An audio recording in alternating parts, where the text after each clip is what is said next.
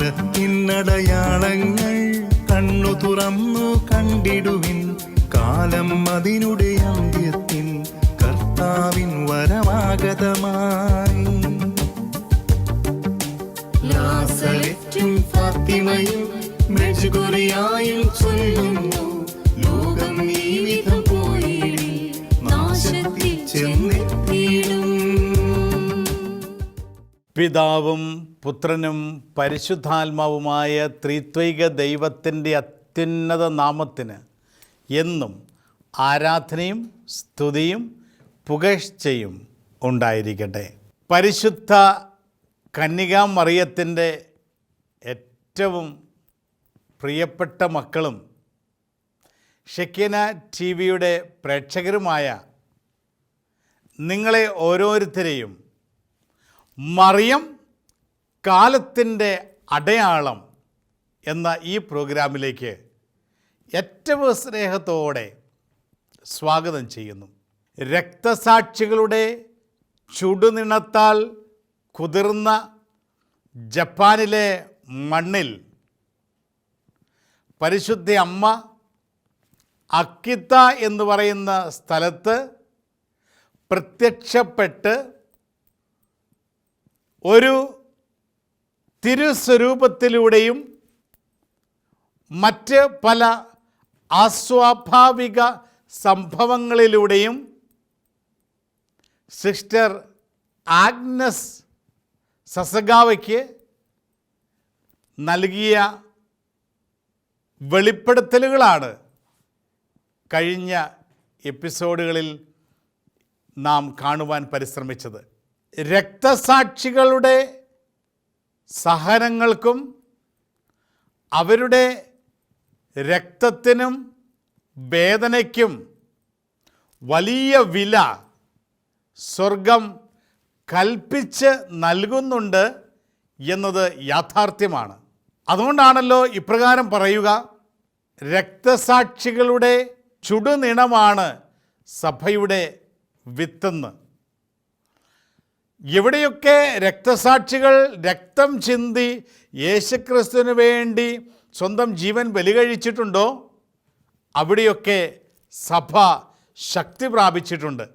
സഭ യേശുക്രിസ്തുവിൻ്റെ ശരീരമാണെന്നും സഭയുടെ ശിരസ്സാണ് യേശുക്രിസ്തുവെന്നും ഓരോ സഭാമക്കളും യേശുക്രിസ്തുവും തമ്മിൽ അഭേദ്യമായ ഒരു ബന്ധമുണ്ടെന്നും ഈ ലോകത്ത് ജീവിച്ചിരിക്കുന്ന ഓരോ ക്രൈസ്തവനും യേശുക്രിസ്തുവിൻ്റെ സഭയിൽ അംഗങ്ങളായി തുടരണമെന്നും യേശുക്രിസ്തുവോട് ഐക്യപ്പെട്ട് ഒരു വിശുദ്ധ ജീവിതം നയിച്ച് അവൻ്റെ സുവിശേഷത്തെ ഈ ലോകത്തിന് പകർന്നു കൊടുത്തുകൊണ്ട് ജീവിക്കേണ്ടവരാണെന്നുമുള്ള ഒരു തിരിച്ചറിവ് അക്കിത്തയിൽ നിന്ന് നമുക്ക് ലഭിക്കുകയാണ്.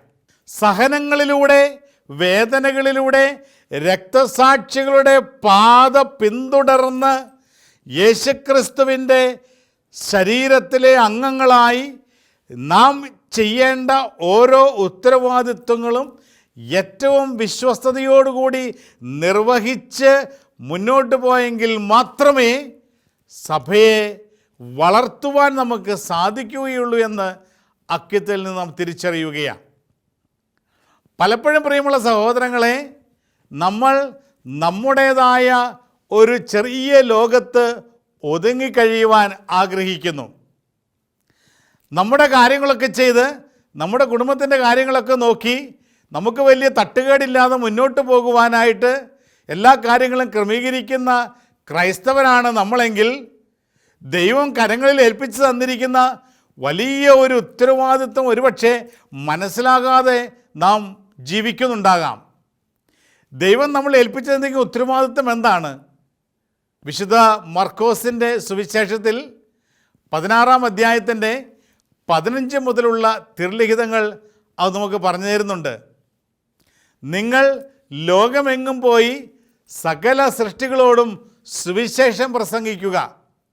വിശ്വസിച്ച് സ്നാനം സ്വീകരിക്കുന്നവർ രക്ഷ പ്രാപിക്കും, വിശ്വസിക്കാത്തവർ ശിക്ഷിക്കപ്പെടും. വിശ്വസിക്കുന്നവരോടുകൂടി ഈ അടയാളങ്ങൾ ഉണ്ടായിരിക്കും.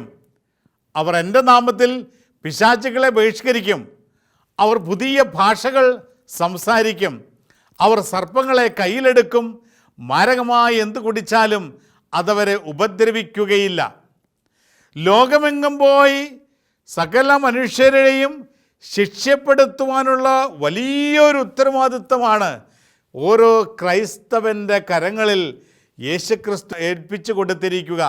ഈ ഉത്തരവാദിത്വം ഏറ്റെടുത്താണ് രക്തസാക്ഷികൾ രക്തം ചിന്തി സഭയെ വളർത്തിയത്. ഇതാണ് ജപ്പാനിലെ നൂറ്റാണ്ടുകളായി സഭയിൽ ജീവിച്ചിരുന്ന രക്തസാക്ഷികളുടെ ജീവിതവും നമ്മെ പഠിപ്പിക്കുക. എന്നാൽ ഈ ലോകത്തെ സഹന ജീവിതത്തിന് ശേഷം നിത്യമായ ഒരു ജീവിതം സ്വർഗത്തിൽ നമുക്കുണ്ടെന്നും ഈ ലോകത്ത് യേശുക്രിസ്തുവിന് വേണ്ടി ആരൊക്കെ സഹിക്കുന്നുവോ, ആരൊക്കെ മരിക്കുന്നുവോ, ആരൊക്കെ യേശുക്രിസ്തുവിന് വേണ്ടി വില കൊടുക്കുന്നുവോ അവരെല്ലാം സ്വർഗത്തിൽ അംഗീകരിക്കപ്പെടുമെന്നും ഒരിക്കലും അവസാനിക്കാത്ത നിത്യ സൗഭാഗ്യത്തിൻ്റെ ഒരു ജീവിതത്തിലേക്ക് അവരെല്ലാം സ്വീകരിക്കപ്പെടുന്നു എന്നുള്ള ഒരു ഉറപ്പ് അക്കിത്തയിൽ നമുക്ക് ലഭിക്കുകയാണ്. അതിനാൽ പ്രിയമുള്ള സഹോദരങ്ങളെ, പരിശുദ്ധ അമ്മയുടെ അക്കിത്തയിലുള്ള വെളിപ്പെടുത്തലുകൾ പ്രകൃത്യാതീതമായ പല സംഭവങ്ങളിലൂടെയും വളരെ പ്രത്യേകതയുള്ളതാണ് എന്ന് കഴിഞ്ഞ എപ്പിസോഡിൽ നാം കാണുകയുണ്ടായി. ഇതൊക്കെ നമുക്ക് വെളിപ്പെടുത്തി തരുന്ന സത്യം ഇപ്രകാരമാണ്: ദൈവം ജീവിക്കുന്ന ഒരു യാഥാർത്ഥ്യമാണെന്നും പ്രകൃതിക്ക് പോലും വിവരിച്ചു തരുവാൻ സാധിക്കാത്ത രീതിയിൽ പ്രകൃത്യാതീതമായി അസ്വാഭാവികമായി ഇന്നും ദൈവിക ഇടപെടലുകൾ ലോകത്ത് സംഭവിച്ചുകൊണ്ടേയിരിക്കുന്നുവെന്നും അക്കിത്തയിലെ ഓരോ സംഭവ വികാസങ്ങളും നമ്മെ പഠിപ്പിക്കുന്നുണ്ട്. അതുകൊണ്ട് പ്രിയമുള്ള സഹോദരങ്ങളെ, ഇന്ന് ജീവിക്കുന്ന ഒരു ദൈവത്തിൻ്റെ വക്താക്കളായി ഈ ലോകത്ത് ജീവിക്കുവാനാ ഞാനും നിങ്ങളും വിളിക്കപ്പെട്ടിരിക്കുക. ഇന്ന് ഈ ലോകത്തിൻ്റെതായ പ്രത്യയ ശാസ്ത്രങ്ങൾ പലതും നമ്മളോട് പങ്കുവയ്ക്കുന്ന ഒരു കാര്യം ദൈവമില്ല എന്നും ദൈവം ഉറങ്ങുകയാണെന്നും ദൈവം എന്ന് പറയുന്ന ഒരു മിഥ്യയാണെന്നുമൊക്കെയുള്ള ചില പ്രത്യയ ശാസ്ത്രങ്ങളാകാം. എന്നാൽ ദൈവം ഒരു യാഥാർത്ഥ്യമാണെന്നും ദൈവത്തിൻ്റെ കരവലയത്തിലും സംരക്ഷണ വലയത്തിലും നിയന്ത്രണത്തിലുമാണ് നാം എല്ലാവരും ഉള്ളതെന്നുമുള്ള സത്യം വിസ്മരിക്കപ്പെടരുത് എന്ന് അക്കിത്തയിൽ നടന്നുകൊണ്ടിരിക്കുന്ന അക്കിത്തയിൽ സംഭവിച്ച സംഭവവികാസങ്ങൾ നമ്മെ ഓർമ്മിപ്പിക്കുന്നു. 1973 ജൂൺ മാസം 28 സിസ്റ്റർ ആഗ്നസിൻ്റെ കയ്യിൽ ഒരു മുറിവ് രൂപപ്പെടുന്നു. പിന്നീട് ആ മുറിവിൻ്റെ വേദനയുമൊക്കെ മുന്നോട്ട് പോയപ്പോൾ ജൂലൈ മാസം 5 ആ മുറിവിൻ്റെ സ്ഥാനത്തൊരു വലിയ ദ്വാരം ഉണ്ടാവുകയാണ്. ആ ദ്വാരം വലിയ വേദന സിസ്റ്ററിന് സമ്മാനിക്കുന്നു. പരിശോധനയിൽ ഇതൊക്കെ സാധാരണ സംഭവിക്കുന്ന കാര്യങ്ങളല്ല എന്ന് മനസ്സിലാകുന്നു. അതികഠിനമായ വേദന.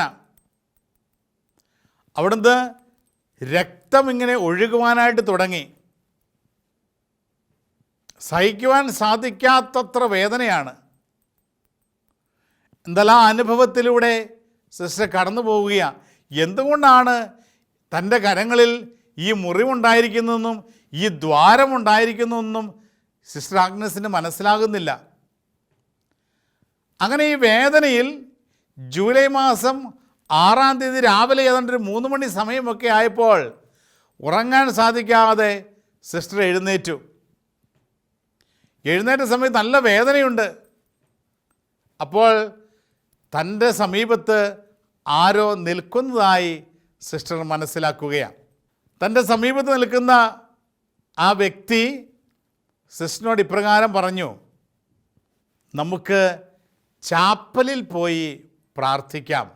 തൻ്റെ കൂടെയുള്ളത് ആരാണെന്ന സംശയത്തോടെ സിസ്റ്റർ നോക്കിയപ്പോൾ ഈ കൂടെ നിന്ന വ്യക്തി സിസ്റ്ററിനോട് പറഞ്ഞു, ഞാൻ സിസ്റ്ററിൻ്റെ കൂടെ എപ്പോഴും ഉണ്ടായിരിക്കും, ഞാൻ സിസ്റ്ററിനെ കാക്കുന്ന ആളാണ്, അതുകൊണ്ട് സിസ്റ്ററിൻ്റെ കൂടെ ഞാൻ എപ്പോഴും ഉണ്ടായിരിക്കും. അങ്ങനെ സിസ്റ്ററിൻ്റെ കൂടെ ഒരു സഹായിയായി എന്നുമുള്ള ഒരു വ്യക്തി ആണ് ഇത് എന്ന് സിസ്റ്റർ മനസ്സിലാക്കി. തൻ്റെ കാവൽ മാലാഖയാണ് തന്നോട് സംസാരിക്കുന്നത് എന്നുള്ള തിരിച്ചറിവ് സിസ്റ്ററിനുണ്ടായി. അങ്ങനെ ഈ വ്യക്തി സിസ്റ്ററിനെയും കൂട്ടിക്കൊണ്ട് ചാപ്പലിലേക്ക് പോയപ്പോൾ വ്യക്തി സിസ്റ്ററിനോട് ഇപ്രകാരം പറഞ്ഞു, മുറിവ് ഒരുപാട് വേദനിക്കുന്നുണ്ടല്ലേ? സിസ്റ്റർ പറഞ്ഞു, ഉവ്വ് ഒരുപാട് വേദനിക്കുന്നു. അപ്പോൾ ഈ വ്യക്തി പറഞ്ഞു, പരിശുദ്ധ കന്യകയുടെ മുറിവുകളും ഇതിലും ആഴമുള്ളതും കഠിന വേദനയുമുള്ളതാണ്. പരിശുദ്ധ കന്യകയുടെ മുറിവുകളും ഇതിലും ആഴമുള്ളതും കഠിനമായ വേദന ഉളവാക്കുന്നതുമാണ് എന്ന് പറഞ്ഞാണ് ചാപ്പലിലേക്ക് ഈ വ്യക്തി സിസ്റ്ററിനെ കൂട്ടിക്കൊണ്ടു പോകുന്നത്. പ്രിയമുള്ള സഹോദരങ്ങളെ, ഇവിടെ ഒരു കാര്യം നമ്മൾ മനസ്സിലാക്കുകയാണ്. പരിശുദ്ധ അമ്മയുടെ ശരീരത്തിൽ മുറിവുണ്ടാകുന്നുണ്ട്. പരിശുദ്ധ അമ്മയുടെ ശരീരത്തിൽ എങ്ങനെയാണ് മുറിവുണ്ടാകുന്നത്? യേശുക്രിസ്തുവിനെതിരായും പരിശുദ്ധ അമ്മയുടെ വിമല ഹൃദയത്തിനെതിരായും മനുഷ്യൻ പാപം ചെയ്യുമ്പോൾ, തെറ്റ് ചെയ്യുമ്പോൾ, പരിശുദ്ധ അമ്മയുടെ സന്ദേശങ്ങളൊക്കെ സ്വീകരിക്കാതിരിക്കുമ്പോൾ, ഇത്രമാത്രം കഷ്ടപ്പെട്ടിട്ടും ഓടി നടന്നിട്ടും ഓരോ കാര്യങ്ങൾ പറഞ്ഞു കൊടുത്തിട്ടും മനുഷ്യനതിന് ചെവി കൊടുക്കാതെ പുറംതിരിഞ്ഞിരിക്കുമ്പോൾ പരിശുദ്ധ അമ്മയുടെ ഹൃദയത്തിലും വേദനിക്കുന്ന മുറിവുകൾ ഉണ്ടാകുന്നുണ്ട് എന്ന് മാലാഖ സിസ്റ്ററിന് പറഞ്ഞു കൊടുത്തു. അങ്ങനെ ചാപ്പലിലേക്ക് കയറിയ ഉടനെ തന്നെ പ്രാർത്ഥിക്കുവാനായി സിസ്റ്റർ മുട്ടുമേൽ നിന്നപ്പോൾ കൂടെയുണ്ടായിരുന്ന ഈ വ്യക്തി അപ്രത്യക്ഷമാകുന്നു. ആ സമയത്ത് ചാപ്പലിലുള്ള പരിശുദ്ധ അമ്മയുടെ തിരുസ്വരൂപം പ്രകാശമാനമായി അതിങ്ങനെ പ്രകാശിക്കുവാൻ തുടങ്ങി. ആ രൂപത്തിനൊരു ജീവൻ വയ്ക്കുന്നത് പോലെ അനുഭവപ്പെട്ടു. രാത്രിയിൽ പ്രകാശിക്കുന്ന ആ രൂപം ജീവിക്കുന്ന ഒരു വ്യക്തി സംസാരിക്കുന്നത് പോലെ സിസ്റ്ററിനോട് സംസാരിക്കുവാൻ തുടങ്ങി. ആ രൂപം ആദ്യമായി സംസാരിച്ചത് ഇപ്രകാരമാണ്, മോളെ, നിന്റെ ബധിരത നിന്നെ ഒരുപാട് ബുദ്ധിമുട്ടിക്കുന്നുണ്ടല്ലേ? എൻ്റെ മകളെ എന്നാണ് ആദ്യം വിളിക്കുക. എൻ്റെ മകളെ, നിന്റെ ബധിരത നിന്നെ ഒരുപാട് ബുദ്ധിമുട്ടിക്കുന്നുണ്ടല്ലേ? നീ സൗഖ്യം പ്രാപിക്കും. നീ അവസ്ഥയോർത്ത് വിഷമിക്കേണ്ട, നീ സൗഖ്യം പ്രാപിക്കും എന്ന ആശ്വാസത്തിൻ്റെ സന്ദേശം പരിശുദ്ധ അമ്മ സിസ്റ്റർ ആഗ്നസിന് കൈമാറുകയാണ്.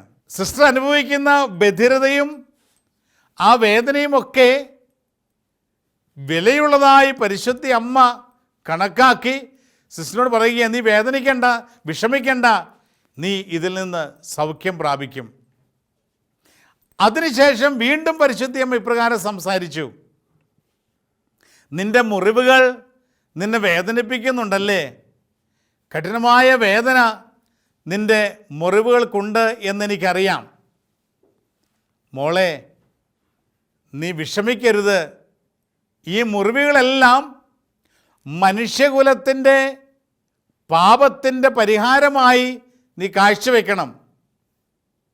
പരിശുദ്ധം ഇപ്രകാരം പറഞ്ഞു, മോളെ, നീ വിഷമിക്കരുത്. ഈ മുറിവിൽ നിന്ന് നീ അനുഭവിക്കുന്ന വേദനകളെല്ലാം മനുഷ്യകുലത്തിൻ്റെ പാപത്തിന് പരിഹാരമായി നീ കാഴ്ചവെക്കണം.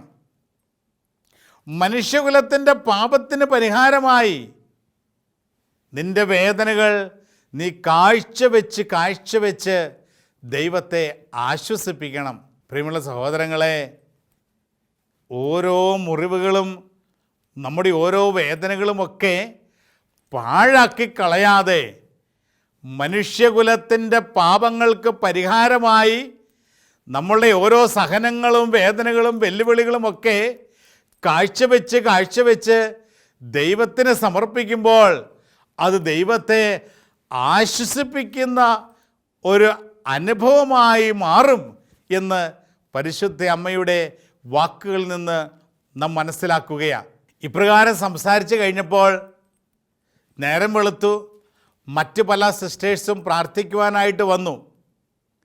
അപ്പോൾ അവർ കണ്ട മറ്റൊരു കാര്യം, സിസ്റ്ററിൻ്റെ കയ്യിൽ മുറിവിൽ നിന്നൊഴുകിയ രക്തം പോലെ പരിശുദ്ധ അമ്മയുടെ വലത് കൈയിലും ഒരു മുറിവ് രൂപപ്പെട്ടിരിക്കുന്നു. ആ മുറിവിൽ നിന്ന് രക്തമൊഴുകുന്നു. പ്രിയമുള്ള സഹോദരങ്ങളെ, ഇതൊക്കെ സംഭവിച്ച കാര്യമാണ്. നമ്മൾ ചിലപ്പോൾ ഇതൊക്കെ കേൾക്കുമ്പോൾ ഒരു കെട്ടുകഥയായിട്ട് നമുക്ക് തോന്നാം. പക്ഷേ ഇതാണ് ഞാൻ അസ്വാഭാവികമായ പല കാര്യങ്ങളും, പ്രകൃത്യാതീതമായ പല കാര്യങ്ങളും അക്കത്തയിൽ സംഭവിച്ചു എന്ന് പറയുന്നത്. ഒരു മരത്തിൽ കൊത്തിയുണ്ടാക്കിയ പരിശുദ്ധ അമ്മയുടെ തിരുസ്വരൂപത്തിൻ്റെ വലതുകരത്തിൽ നിന്ന് രക്തം ഒഴുകിക്കൊണ്ടിരിക്കുന്നു. മനുഷ്യനോ പ്രകൃതിക്കോ ശാസ്ത്രത്തിനോ ഇത് വിവരിച്ചു തരുവാനോ ഇതൊരു കാരണം പറഞ്ഞു തരുവാനോ സാധിക്കില്ല. കാരണം ഇത് ദൈവത്തിൻ്റെ ഒരു പദ്ധതിയുടെ ഭാഗമാണ്. ഇപ്രകാരം പരിശുദ്ധ അമ്മയുടെ കരങ്ങളിൽ നിന്ന് രക്തം ഒഴുകുന്ന മറ്റ് കന്യാസ്ത്രീകളെല്ലാവരും കണ്ടു. ജൂൺ മാസം 24-ാം തീയതി സ്ഥലത്തെ മെത്രാനായ ജോൺ ഈത്ത അവിടെ വന്നപ്പോൾ ഈ കാര്യങ്ങളൊക്കെ സിസ്റ്ററിൻ്റെ കയ്യിലെ മുറിവിനെക്കുറിച്ചും പരിശുദ്ധ അമ്മയുടെ കരങ്ങളിൽ നിന്നൊഴുകിയ രക്തത്തെക്കുറിച്ചുമൊക്കെ പങ്കുവെച്ചപ്പോൾ പിതാവ് സിസ്റ്ററിൻ്റെ കരങ്ങളൊക്കെ പരിശോധിച്ചിട്ട് പറഞ്ഞു, ദൈവഹിതം മാത്രം നിറവേറുന്നത് മനസ്സിലാക്കുവാൻ നീ കാത്തിരിക്കണം. ദൈവഹിതം നിറവേറുന്നത് മനസ്സിലാക്കുവാൻ പ്രാർത്ഥനയിൽ കാത്തിരിക്കുക. പ്രിയമുള്ള സഹോദരങ്ങളെ, പരിശുദ്ധ അമ്മ വീണ്ടും ഈ രൂപത്തിലൂടെ സിസ്റ്റർ ആഗ്നസിനോട് സംസാരിക്കുന്നു. അവരുടെ കോൺവെൻറ്റിൽ ബിഷപ്പ് ജോൺ ഈത്ത രൂപപ്പെടുത്തി കൊടുത്ത ഒരു പ്രാർത്ഥന ചൊല്ലുന്ന പതിവുണ്ട്. ഈ പ്രാർത്ഥന മാതാവും സിസ്റ്റർ ആഗ്നസും ഒന്നു ചേർന്ന് ചൊല്ലുവാൻ തുടങ്ങി. അതായത് ഒരു തിരുസ്വരൂപം, മരത്തിൽ കൊത്തിയുണ്ടാക്കിയ തിരുസ്വരൂപം അത് ജീവനുള്ളതായി മാറുകയാണ്, അത് രക്തമൊഴുക്കുകയാണ്, അത് സംസാരിക്കുകയാണ്. ഈ മകളോടൊന്നിച്ച് പ്രാർത്ഥന ചൊല്ലുകയാണ്. വിശ്വസിക്കാൻ ബുദ്ധിമുട്ടുള്ള കാര്യമാണെങ്കിലും പ്രിയമുള്ള സഹോദരങ്ങളെ, ജപ്പാനിലെ അക്കിത്തയിൽ ഇന്നും ഈ തിരുസ്വരൂപം കാണുവാൻ നമുക്ക് സാധിക്കും.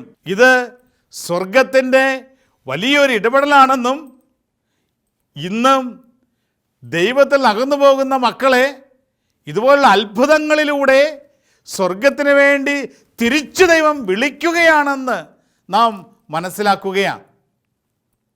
അപ്പോൾ ഈ പ്രാർത്ഥന രണ്ടുപേരും ഒന്നിച്ച് ചെല്ലാൻ തുടങ്ങി.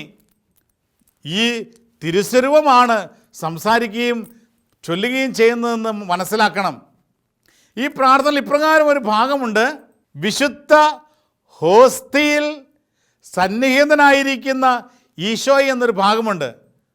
അവിടെ എത്തിയപ്പോൾ പരിശുദ്ധ അമ്മ ഇപ്രകാരം അത് തിരുത്തിക്കൊടുത്തു. വിശുദ്ധ ഹോസ്തിയിൽ യഥാർത്ഥമായി സന്നിഹിതനായിരിക്കുന്ന ഈശോ എന്ന് മാറ്റി എഴുതുവാൻ അമ്മ ആവശ്യപ്പെട്ടു. വിശുദ്ധ ഹോസ്തിയിൽ യഥാർത്ഥമായി സന്നിഹിതനായിരിക്കുന്ന ഈശോയെ എന്ന പ്രാർത്ഥനയിൽ മാറ്റണം. പ്രിയമുള്ള സഹോദരങ്ങളെ, വിശുദ്ധ കുർബാന മധ്യേ വാഴ്ത്തിയ ഓരോ ഹോസ്തിയും യേശുക്രിസ്തുവിൻ്റെ തിരുസ്വരൂപമായി യേശുക്രിസ്തുവിൻ്റെ തിരു ശരീരമാണ് എന്നും, പ്രിയമുള്ള സഹോദരങ്ങളെ, വിശുദ്ധ കുർബാന മധ്യേ വാഴ്ത്തിയ ഓരോ ഹോസ്തിയും യഥാർത്ഥത്തിൽ യേശുക്രിസ്തുവിൻ്റെ സത്യമായ ശരീരമാണെന്ന് വീണ്ടും പരിശുദ്ധ അമ്മ വെളിപ്പെടുത്തി തരികയാണ്. അത് വെറുമൊരു ഓസ്തിയല്ല, യേശുക്രിസ്തുവിൻ്റെ യഥാർത്ഥമായ ശരീരമാണ്. അവൻ ജീവിക്കുന്ന ദൈവമായി ഓരോ വിശുദ്ധ ബലിയിലും വാഴ്ത്തിയ തിരുവോസ്തിയിൽ സന്നിഹിതനാണെന്നുള്ള ഒരു ബോധ്യം വീണ്ടും അക്കിത്തിയിലൂടെ പരിശുദ്ധ അമ്മ നൽകുകയാണ്. പരിശുദ്ധ അമ്മ ഈ പ്രാർത്ഥന വീണ്ടും പ്രാർത്ഥിക്കുവാൻ ആവശ്യപ്പെട്ടു. ഈ പ്രാർത്ഥന ഇപ്രകാരമാണ്. പരിശുദ്ധ അമ്മ അമ്മയ്ക്ക് ഒത്തിരി ഇഷ്ടമുള്ള പ്രാർത്ഥനയാണ്. പരിശുദ്ധ അമ്മയും സിസ്റ്റർ ആഗ്നസും ഒന്നു ചേർന്ന് ഈ പ്രാർത്ഥന ചൊല്ലി പ്രാർത്ഥിച്ചു. വിശുദ്ധ ഹോസ്തിയിൽ യഥാർത്ഥമായി സന്നിഹിതമായിരിക്കുന്ന ഈശോയുടെ ഏറ്റവും പരിശുദ്ധ തിരുഹൃദയമേ, ലോകത്തിലെ എല്ലാ വിശുദ്ധ അൾത്താരകളിലും ഓരോ നിമിഷവും അർപ്പിക്കപ്പെടുന്ന ദിവ്യബലികളോട് ചേർത്ത് എൻ്റെ ശരീരവും ആത്മാവും ഞാൻ സമർപ്പിക്കുന്നു. മഹത്വപൂർണനായ പിതാവേ, അവിടുത്തെ രാജ്യം വരണമേ എന്ന് പ്രാർത്ഥിക്കുന്നു. എൻ്റെ ഈ എളിയ സമർപ്പണം സ്വീകരിച്ചുകൊണ്ട് പിതാവിൻ്റെ മഹത്വത്തിനായും ആത്മാക്കളുടെ വിശുദ്ധീകരണത്തിനായും എന്നെ അങ്ങ് ആഗ്രഹിക്കുന്ന വിധം ഉപയോഗിക്കണമേ. ഏറ്റവും പരിശുദ്ധ ദൈവമാതാവേ, അങ്ങയുടെ ദിവ്യപുത്രനിൽ നിന്നും അകന്നു പോകുവാൻ എന്നെ അനുവദിക്കരുതേ. എന്നെ അങ്ങയുടെ സ്വന്തമായി കരുതി സംരക്ഷിക്കുകയും പരീക്ഷിക്കപ്പെടുന്ന അവസരങ്ങളിൽ സഹായിക്കുകയും ചെയ്യണമേ. ആമേൻ. ഇതാണ് പരിശുദ്ധ അമ്മയുടെ തിരുസ്വരൂപവും ആഗ്നസും ഒന്നു ചേർന്ന് പ്രാർത്ഥിച്ച പ്രാർത്ഥന. അതിനുശേഷം ഈ തിരുസ്വരൂപം സിസ്റ്റർ ആഗ്നസിനോട് പറഞ്ഞു, മോളെ, നീ ലോകത്തെമ്പാടുമുള്ള സഭാ നേതൃത്വത്തിന് വേണ്ടി പ്രാർത്ഥിക്കണം. നീ മാർപ്പാപ്പയ്ക്ക് വേണ്ടിയും മെത്രാന്മാർക്ക് വേണ്ടിയും വൈദികർക്ക് വേണ്ടിയും നിൻ്റെ സഹനങ്ങൾ കാഴ്ചവെച്ച് പ്രാർത്ഥിക്കണം. പ്രിയമുള്ള സഹോദരങ്ങളെ, സഹനങ്ങൾ കാഴ്ചവെച്ചുള്ള നമ്മുടെ ഓരോ പ്രാർത്ഥനയും ദൈവസന്നിധിയിൽ വിലയുള്ളതാണെന്ന് തിരിച്ചറിയുകയാണ്. രക്തസാക്ഷികൾ രക്തം ചിന്തി യേശുക്രിസ്തുവിന് വേണ്ടി സാക്ഷ്യം വഹിച്ച് ജീവിച്ച് മരിച്ചുവെങ്കിൽ നമുക്കൊക്കെ രക്തസാക്ഷിത്വത്തിനുള്ള അനുഗ്രഹം ലഭിക്കുന്നത് വരെ ജീവിതത്തിൻ്റെ ഓരോ സഹനങ്ങളും വേദനകളും നൊമ്പരങ്ങളും ദൈവസന്നിധിയിൽ കാഴ്ചവെച്ച് ആത്മാക്കളുടെ രക്ഷയ്ക്ക് വേണ്ടി അധ്വാനിക്കണമെന്നുള്ള ഒരു തിരിച്ചറിവ് ഒരിക്കൽ കൂടി അക്കിത്തയിൽ ദൈവം നമുക്ക് നൽകുകയാണ്. പ്രിയമുള്ള സഹോദരങ്ങളെ, വിശുദ്ധ ലൂയിസ് ദി മോൺഫോർട്ടിൻ്റെയും വിശുദ്ധ ജോൺ ബർണാമൻ മാർപ്പാപ്പയുടെയും പ്രാർത്ഥനകൾ നമ്മുടെ പ്രാർത്ഥനകളാക്കി മാറ്റി അക്കിത്തയിൽ അസ്വാഭാവിക സംഭവങ്ങളിലൂടെ സ്വർഗത്തിൻ്റെ വെളിപ്പെടുത്തലുകൾ നൽകുന്ന പരിശുദ്ധ കന്യകയോട് നമുക്കും പ്രാർത്ഥിക്കാം. ഓ മറിയമേ, എൻ്റെ അമ്മേ, ഞാൻ മുഴുവനും അമ്മയുടേതാണ്. എന്നെ പിതാവും പുത്രനും പരിശുദ്ധാത്മാവുമായ ത്രിത്വൈക ദൈവത്തിൻ്റെ മാത്രം സ്വന്തമാക്കി മാറ്റണമേ. ആമേൻ. നമ്മുടെ കർത്താവ് ഈശോ മിശിഹായുടെ കൃപയും പിതാവായ ദൈവത്തിൻ്റെ സ്നേഹവും പരിശുദ്ധാത്മാവിൻ്റെ സഹവാസവും നിങ്ങളെല്ലാവരോടുമൊപ്പം നിങ്ങളുടെ പ്രാർത്ഥനാ നിയോഗങ്ങളിൽ, നിങ്ങളുടെ കുടുംബങ്ങളിൽ എന്നും എപ്പോഴും ഉണ്ടായിരിക്കട്ടെ, ഇപ്പോഴും എപ്പോഴും എന്നേക്കും. ആമേൻ. Ave Maria.